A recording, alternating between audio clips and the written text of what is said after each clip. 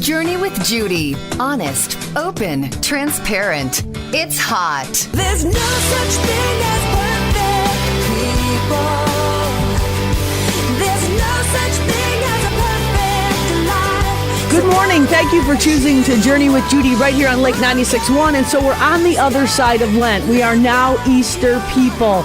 We are people who live the resurrection, who celebrate the dying and, more importantly, the rising of Jesus. We are called to see him in every situation in person and be him in every situation in person. And let's be honest, guys, this is a show about being honest, open, and transparent. It is really, really hard. It is really, really hard to love, right? I mean, we just experienced last Sunday the ultimate gift of love, the ultimate gift of forgiveness. And for some reason, it's just so much easier to talk about it than it is to be about those very things. So my man and I, some of you know, have been married for 125 years. This August, it will be 25 years.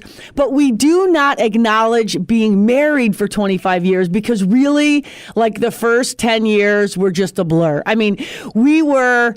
I just think we should rewrite the marriage vows, because the bottom line is I had no idea what better or worse meant. I had no idea what for sickness, through sickness and health. I had no idea not only what marriage was going to entail, but what parenting was going to entail. Because when my man and I got married, here's what we did. We were looking for the perfect person, and we met each other.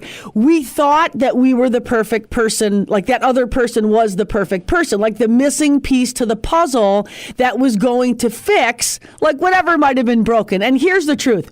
We were both the most broken people who came to this marital union absolutely clueless about what it would mean to be in love and to sacrifice and to serve. Instead, we brought like a whole bunch of baggage, right? I said I've been traveling a lot lately, and I'm so mindful of the fact that the more baggage, the more it costs. The bigger the baggage, the more it costs. And so the other day when I was checking my bag, it was over the amount that it was supposed to be in weight, and therefore they charged me more. And I stood in front of this woman at the United counter, and I'm just going to tell you, I don't know how they got the name the Friendly Skies. They are so not friendly at United. I'm an American fan at the moment. But anyway, when she said it's going to cost more because it weighs more and it's too big, and I started to cry. She thought I was crying because of the $50. I was crying because I was so mindful of the fact that I've lived my entire life carrying way too much baggage, like bringing way too heavy of stuff that I was supposed to put down in the past and leave in the past into the next situation or circumstance. And so I was crying out of gratitude for the fact that God has revealed to me that I can put the past in the past and that he makes all things new. But here's the deal. It requires you. And in this case, it required me. So I was so happy to realize that, yeah, the bigger the baggage, the more it costs us. And so what we do, or what my man and I did, is we stepped into this marriage literally clueless with a whole lot of baggage. And so when we stood before God in the church and got married, we made promises that we had no idea how to keep. We made promises that not only did we not know how to keep, we were literally incapable of keeping those promises. And so about 10 years in, as you know, God in all his goodness imploded our marriage down to the ground. You'll have to read about that in my book called Shattered. But he literally brought it down to the ground because here's why. God does not ever want us to settle for less than his best for us. And for whatever reason, we don't act like an Easter people, but we act like people who are not willing to do what it takes to have this abundant life that God, he sent his son so we would have it. And it's like, no, I'm good. I'd just rather go through the motions, accept mediocrity, kind of go along to get along. And that's what my man and I did for the first 10 years of our marriage. And so when God brought it down to the ground, my man would tell you, Bobby would tell you it was the worst thing ever. I would tell you it was the greatest gift ever. And it's kind of interesting. That's the dichotomy of Scripture. It's like sitting side by side, our curses and blessings. And sometimes when we're in the midst of those storms, we only see our pain. And when all we see is pain, then all we see is pain. And for many people out there, relationships that they are in right now are causing them that kind of pain. So anyway, when my man and I had our marriage brought to the ground in 2003, we learned a whole lot about what it would take to be a happy couple. Now, we were not a happy couple. We were a surviving couple. And until we learned what it was to survive versus to thrive, we always choose to settle for less than God's best. So this show is going to be all about what my man and I learned the absolute hard way, which is, what is it that happy couples know? What is it? What is it that happy couples know? You're going to want to stay tuned on this journey with Judy right here on Lake 96.1. We'll be back on the other side of the break. All right, so welcome back. You're journeying with Judy right here on Lake 96.1, and I hope you are still practicing those Lenten sacrifices that make you the best version of yourself. For some reason, we step up our game for 40 days, and then when Jesus rises from the dead, we go back to doing all the things that we did before we started Lent, and I hope that's not the case. I pray that those 40 days were a time for you to get some new habits, right? Because our habits change. When our habits change, our lives change. And so we got to get some good habits to be able to live the life that God is calling us to live. So we started off talking about how my man and I were clueless. I mean, clueless. And then we came to realize very early on is that the issue was you. The issue was you. We were always finger pointing. We were in this major competition. We were always vying for, approval and attention. And the reality is, like, we just were not living in a thriving, sanctified union the way God really does call relationships to be. So regardless of your state in terms of relationships, I don't care if you're married, you're engaged, this show can actually apply to every relationship that we have, but it's really more significantly focused on being in an intimate relationship with someone that would be your partner, your wife, your whatever. Because here's the deal.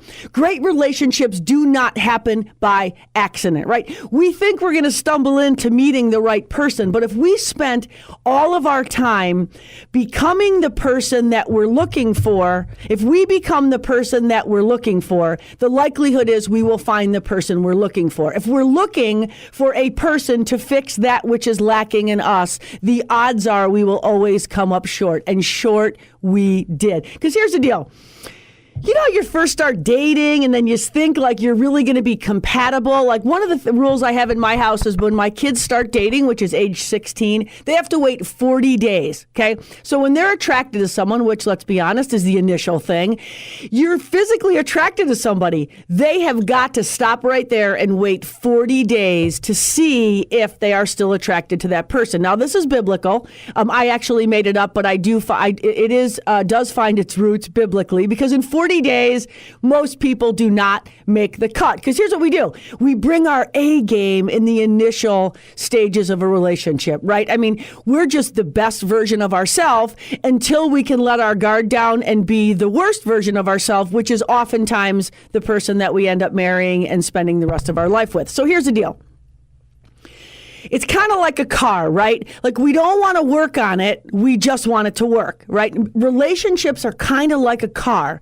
We don't want to work on them, but we just want them to work. However, just like a car, any relationship needs some maintenance. Now, if you're married to someone like me who is high maintenance, which I think I'm getting better in that respect, I'm a little better than I used to be. Thank God it's a journey and not a destination. But maintenance is so important, right? So if we're talking about, if I'm saying to my man, like, we need to talk, here's what he's thinking.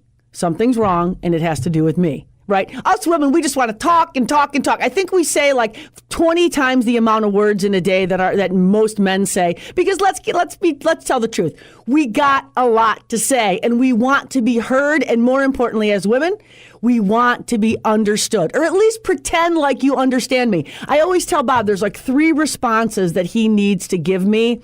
He never seems to draw that response. But if I had like a little flashcard where he could, answer correctly, the odds are when I said we need to talk, he'd be much better suited for those conversations. But here's the deal. If it's not broken, typically the mentality is, then what do we need to talk about? Like, unless it's really, really bad, why do we need to waste our time talking about it? So I don't care if you're single, engaged, newlywed, or married for 4,000 years. The reality is we come to every one of those situations with some hopes, with some dreams, and with some desires. We absolutely do. Hopes, dreams, and desires. And if you're anything like my man and I, they were very unclear and undefined, right? Until you get to the relationship. And then all of a sudden, those hopes and those dreams and those desires become very, very clear. So if my man and I were smart, if we were smart, right? Here's what happy couples today did before, okay? Before they got together and made serious lifelong commitments, they talked about things like money. They talked about things like chores. They talked about budgeting. They talked about maybe children, what kind of house they were going to live in, what kind of car they might drive, how they would spend their leisure time, how they would spend their holiday time. So my man and I talked about zero. Can I get you on the air, my dear, and tell me, are you a married woman? I am married. And did you talk about any of these things? Not at all. And was it helpful to you or ended up being a hurtful thing? It was a very hurtful marriage. My first one. Okay, so Yes. there you go. So Yeah. did you learn a lot the first time around? Absolutely. So you brought less baggage to the second one? Different baggage. It's different baggage. It is. Completely different baggage. But do you agree with my statement that the bigger the baggage, the more it costs? Absolutely. Okay, so thank you I for do. tuning in, my dear. Okay, so here's the deal. If we talked about these very necessary things, it would be very clear to our partners, the people that really want more than anything to make us happy, what it takes to make us happy. Because we've got some hopes, we got some dreams, and we have some desires, and they do not go away because we said, I do. They do not go away because they've been dismissed or rejected or discarded. But here's what happens is it's typical that we step into these relationships thinking like what's mine is mine and what's yours is mine. Like that.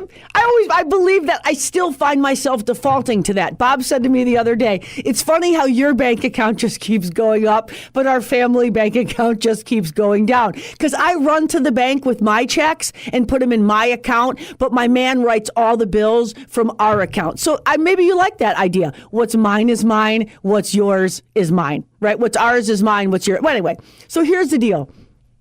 If we honestly spent some time unpacking this box, right? It's a box, it's baggage. We bring it to the party about our hopes and dreams and desires. If we talked about it, we would know long before what the person hopes, dreams, and desires. Because here's what happens.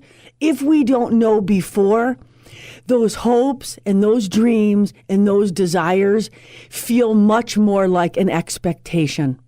Right? So what I hoped and what I dreamed and what I desired now becomes what I expect of you without any knowledge beforehand of what it is that I was hoping and dreaming and desiring. So here's the thing. Many of us bring our own family of origin. We bring our own past experience. We bring our own conflict resolution. Right? We bring all of these things to the party.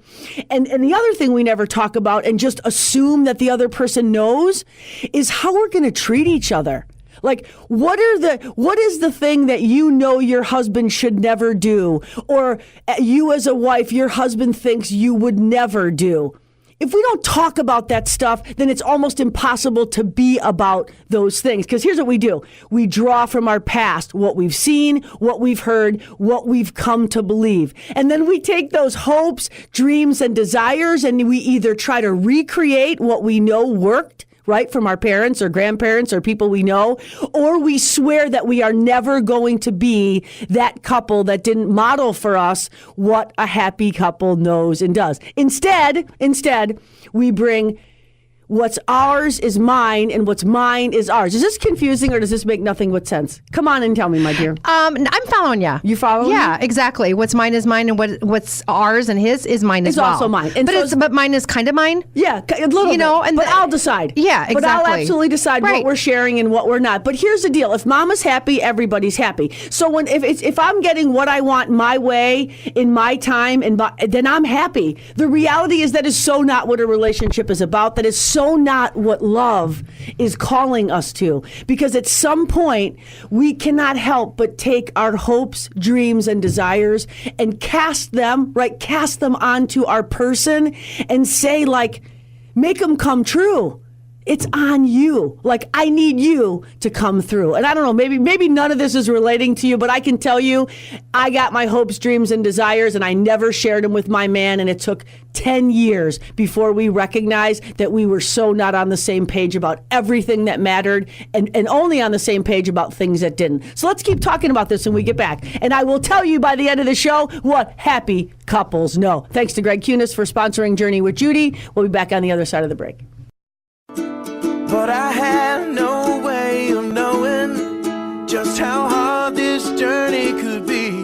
All right, so it's totally true. The mountains are steeper and the valleys are deeper than we ever thought they would be in every relationship. Every single relationship calls us to places and spaces that we wouldn't typically go. Because here's what we do. We come to relationships with these hopes and these dreams and desires, and without talking about those and willingly unpacking them together, the odds are I throw it to you and I expect you to make them come true. And I know that my man and I are not the only ones who are guilty of this. And so I got a kid right now navigating a relationship, and I want so much for him to do what I didn't do. Like, I want my kids to know that they know that their hopes and dreams and desires are not expectations, but instead something very beautiful that can be honored, and that the vision is shared by the people that they spend the rest of their life with. Because here's the deal. Life is hard and marriage is hard. And I look at all these people on Facebook and I think, can you just really admit that there's times where you don't want to love your spouse? There are times when you wonder why you married them. There are times where you literally want to stab them in their throat, because that's really what happens. And it doesn't mean you don't love them. It just means that some hopes and dreams and desires became expectations. And the minute that happens, we become a people who have a strong belief that something is going to happen in the near future. And here's the thing. They don't know. My man always says to me, Jude, I didn't get a crystal ball. Like, I did not get a crystal ball when we got married. Just tell me what you want and I'll do it. Now, I know that. I know that about Bobby today. He lives and breathes to satisfy me and our kids. He does. He literally lives his life in service of us. But here's when he stops doing that. When he feels unappreciated and undervalued, and when we go from appreciating to expecting him to do certain things. So here's the deal. When we bring our box of stuff, it doesn't feel like a hope and a dream and a desire. It feels like a really heavy weight. It feels like a bar, like my man used to always say when we were in counseling, like, lower the bar, like you just keep raising the bar. And it's true, we do that. And when someone is not meeting our expectation, failure is inevitable. I mean, I lived my entire life until I woke up, and I still default to these behaviors, having expectations of people that not only weren't communicated, but they're not even reasonable. They're not even feasible. And let's be honest, it's just not fair. It's just not fair to be in relationships with people and expect that our hopes and dreams are up to them to come through for us. It's just not. So anyway, here's the deal. And the great news is we got a second show here, and it was not my intention to leave you hanging on what happy couples know, because I'm not going to tell you what happy couples know, but they know what my man and I didn't know. So I'm going to tell you 4 things, and then I'm going to make you, I think this is going to be a 4-part series. If not, I'll try to wrap it up in a 2-part series. But if you're like my man and I, and you didn't talk about these things, then people start assuming that the chores get done a certain way, that the kids get raised a certain way, that money gets saved or spent a certain way. And then here's the thing. Like in my house, if you don't make it really clear, it becomes really unclear. The other day, my daughter Campbell said to me, Mom, honestly, like, what do you even do around here? Like, Dad does everything. And that was a little humbling. I appreciated that my daughter was that honest. But when I did try to name all the things I do in comparison to my man, guess what? I came up really, really short, because I have come to expect, right? I've come to expect that Bobby does all the things that he does And most oftentimes, I don't even appreciate it because it's just become what he does. So here's the 4 things. I got 1 minute left. I'm getting the 1 minute sign. Okay, 4 things. When our hopes and dreams and desires aren't met, we do one of 4 things. We leave. We win. We decide that either we win, which means somebody loses, which is never, never a good situation in a relationship. Number 3, we conform, right? And it's always great when someone becomes someone else because we need them to, which is not okay. Or number 4, we compromise. And there's nothing wrong with compromise. But when we cast aside that which we hope, that which we desire, and that which we dream, for only the sake of our marriage, we end up with a marriage that's just barely surviving. Oh, so that's it. That's it. That's all that's all I can tell you today. And here's the thing. I want my marriage and I want my relationship to be that which God calls it to be, which means it can't always be about my marriage and my relationship. So this week, I pray that you stay tuned next week so you can learn what it is that happy couples know and happy couples do. Because life would be way easier if I knew then what I knew now. Otherwise, if you're not going to stay tuned, at least keep it hot, honest, open, and transparent. Peace out.